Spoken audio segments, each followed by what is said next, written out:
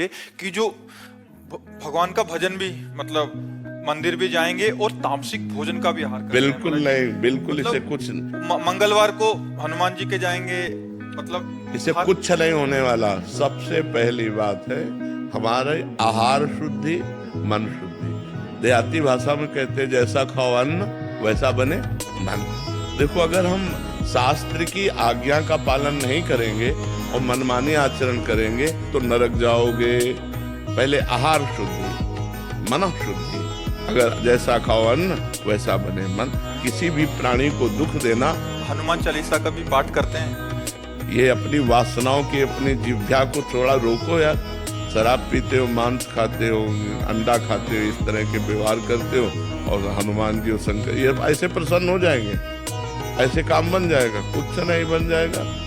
अवश्य में भोक्तव्यम कृतम कर्म शुभाशुभम। जो तुम कर्म करोगे तुम्हें भोगना पड़ेगा। चाहे मुर्गा हो, चाहे बकरा हो, सब जीव अपने प्राण बचाना चाहते हैं। सब जीव, तुम उनको काट कर खाओगे वो भोगना पड़ेगा। राम जी के रूप में भगवान ने यदि बाली के चरण में बाण मारा तो भगवान श्री कृष्ण के चरण में व्याध के रूप में उसने बाण मारा। देखो ना, लीला देखो। भगवान ने अंतिम अपनी लीला जो श्री कृष्ण ने लीला है वो यहाँ संपन्न की कि भगवान के चरण में व्याध जो है बाण मार रहा है। अब आप विचार करो, जब वो सरकार समर्थ होते हुए भी अपने लीला का लीला दर्शन कराते हैं। श्रवण कुमार के वध का संयोग बन गया दशरथ जी के हाथ से, शब्द वेदी बाण मार दिया। तो देखो उनका जो कर्म था वो तड़प तड़प के अपने पुत्र भगवान राम के वियोग में प्राण त्यागना पड़ा कि नहीं पड़ा? भगवान उसको मिटा सकते थे लेकिन भगवान ने मिटा। अवश्य में भोक्तव्यम गीता जी में कहा। इसलिए हमारी प्रार्थना है कि तमोगुणी भोजन का त्याग करो, सात्विक भोजन और संयम से रहोगे तो तुममें जो बल आएगा वो एक महान पवित्र बल होगा। आज बल नहीं दिखाई देता, चेहरे में कांति नहीं है, विचार में पवित्रता नहीं है। ऐसा नहीं, हम पशु नहीं हैं, हम मर्यादा से चलने के लिए हैं।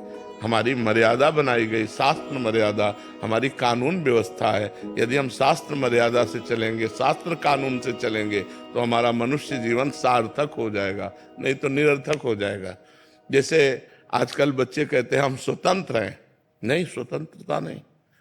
माता पिता की आज्ञा की परतंत्रता, शास्त्र की आज्ञा की परतंत्रता, गुरु की आज्ञा की परतंत्रता, कानून की परतंत्रता, अगर ये स्वीकार करोगे तो स्वतंत्र हो जाओगे। अगर मनमानी करोगे तो परतंत्र हो जाओगे। मनमानी स्वतंत्रता नहीं होती, मनमानी इंद्रियों की परतंत्रता होती। जो इंद्री कहती वही हम कहते हैं। आप अपने को स्वतंत्र समझते हैं इंद्रियों के गुलाम, मन के गुलाम, तो स्वतंत्रता कहाँ है? स्वतंत्रता तब होगी जब हमारी बात पुनः समझ ले। शास्त्र आज्ञा के अधीन चलोगे, गुरु के अधीन चलोगे, संतों की वाणी के अधीन चलोगे।